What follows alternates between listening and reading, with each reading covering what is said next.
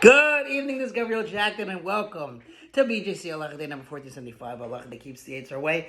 Yes, there's a light shining above me. May the light of Hashem be a schus, a merit for the Jewish people in Eretz Yisrael to be safe, and may we destroy our enemies speedily in our days. Amen.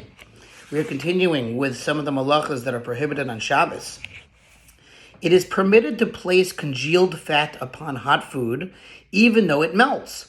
You may not crush snow or hail by hand, breaking them into pieces so that their water oozes out, but you may put ice into a cup of wine or water to chill it, letting the ice melt of itself.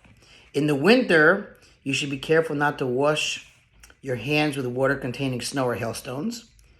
If you did, you should be careful not to squeeze them with your hands in order not to crush them. It is permissible to break ice in order to take water from underneath. Urinating in snow should be avoided if possible. Likewise, you should be careful not to urinate on mud or soft dirt. Let's see some of the footnotes. Starting with 57 over here. All right, we said this is permitted only in the klisheni, the second vessel.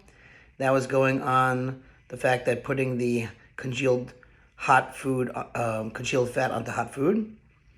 Then we said our custom is to be stringent and not to do this even when the fat will never heat up to yad seletas, to that type of heat where your hand will recoil. We are lenient, however, when necessary. For example, to take the light in Shabbos, Oneg Shabbos, or when a guest arrives. The Kitzur Shulchan Aruch permits placing congealed fat upon hot foods because the melting is accomplished by itself and not directly by anyone's action. Fat and ice have almost identical halachas in this regard. The Mishnah Berurah rules that crushing ice is forbidden because it is similar to creating water. Another reason it's forbidden is because it might lead one to think it is permissible to squeeze fruit for juice. Therefore, merely putting an ice cube in a cup of wine or water is permitted because the sages saw no reason to enact such a prohibition. We said, number 61, that it is permissible to break ice in order to take water from underneath because the water is not derived as a result of the ice.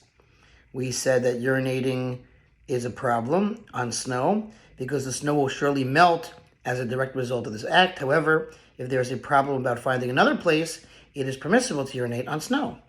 Then we said that likewise you should be careful not to urinate on mud or soft dirt because of the malacha of losh, kneading. Interesting stuff, huh, folks?